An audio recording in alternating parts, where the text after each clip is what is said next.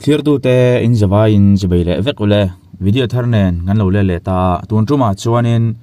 Thla ken lamhan lo se chuan tuman in awih lawang ti chungchang vel video kanen hodon ani ole thutam soi lovin in kalhal mu bango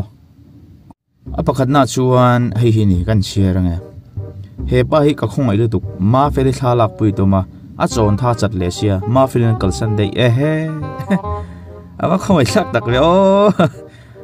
ma feli chu gabdian sar sos khani kan ring mota ani hi adom vong me khoi thak ma feli po are nga ve tur chenia o le ava pui fe hei chu a rui nge a tlu nge a ti din nu a tlu le nge ava ngai sak lo ang reng ve a ngai sam le maya hi tu nge a fa sek em fe a sek hi engwanga kor halawa bai kanon khal nge ni a mela hi tlem chonin a khu chaklam mel de ulek katia khoilam mi nge moni le aram a omna hi a mizoram hel viau loisia thiam har le mai a sek mai ho chu seling kong kwal de khan nei hi seling dai kwal set me oma kan chiaranga hemi koi hi akwal khopa mi pakhatin zana motor phar avoi khat pharna ading mai silo pumpelna tlan khalin voi thumlai phara al hlau te sin ani thei don tak hi a pumpela hin alo ngak wang manin garengani akwal na samai sia chupa min phar tu chu a in teleport thei mile nan ti ve vong mai thei ni thir tu te kalo pochat lok chawanga ekachana li nangma ni zar kalve mai kalve tok kania chu wangchon ven ni hian in ma thing le kutsuin in khongai nangan kadua khongai takin milo subscribe le ram ro ti karon soi du ni hei chu boost defend aw munani hi azai khatok tak mani khan anze tiana zai tu dan thlan lak pui ni hetla ki mitam tak chuan chuti khati minat lai lak pui ten ti tak nang ke mangai dana chon pu aw hun hi contract thongin fiam thui adu khop mai fiam thu thiam mizo rama chon fiam thu thiam polania mani po hen an thchiang ani garanga tin chu ba ka tu ma hian aril ro chi ala kan pu an pudwanga thalak puyan ni lo boka anzai lo tlenga an lo ma wanga lak pui ta po ani mai thai ni engam han social wak na tur ka chu omin ka khalem lo chonai hi abon le mai pek khopa zirtir to ai kal den tia an soi cham chi ma se hi se ti chu ka voi khat shet na ni zirtir tu ne win zirlai ai kal atir tlat ani chu abon ramania class 5 student akal ai anaw ron tir mi mai ni chu in seng hai chu kal seng ai lo re a call from ve khopin ka sia rem se ang reng le mai zirlai no pang ai kal tir chuai mai ni yo hei chu India sipai Assam rifle motor ang ji khawang ve ma se he chungom hi alu be kan tlat mai ngoro silai om lo re khu ani hi ekai sipai motor ke lian pui ho chunga po hian silai pon ang katlang mai thailong chi tu siama alu be kan phur tlat mai alu niang alu be ki paimo hle ni kan ring ve ngota pui re ti sual kalsan la thil thatro ekai tu te khuang lung leilaman niam amda member ni tlat mai hai chu zu an thia zunina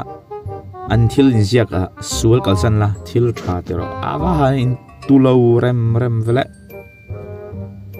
ada tu chuan ai hi ni rongbol tur chandam ma se zu chuang zu bil andi don ngani awa thak thin awa hanin tu ha lo thin tak heng te hi cameran lo lamman lawa rongbol tur chandam to khan zu a chuang ani chu hei chu ai zola mile engtik tum ngani miram nek miram chunga in sak ting te kha lar vak tung kha puma puite drama vela boron ka na sat kha khatiang din huna khan an ding tlat mai a in varanda tu rahi mirama avat khok nge he ading nama mi hian aram ni lo thleng thleng avat nor jok ni yang khoi hi nge an sak ma sak jok ti thlang khan zo na in zo thamania apui le mai a sak bon sak chun zom thelawang ai nek turu lutuk tlat a khai o hei po ni china zurui motor tlu kan mua afa hei chu asan chilen thlen ma khani hi asan chilen thlen ma chak tui kurom khani don hi rangwa mol kong chet lai borvel kha ani mai thai ni khang hunla kan kong hi che thei ko pa silencer pil te hin tla na ngai thina ber ai mai boka a pui te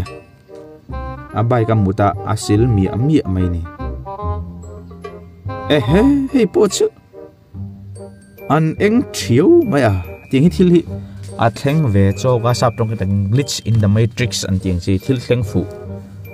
maktop khok ang chi khani ve don hi taxi enga two wheeler passenger enga helmet enga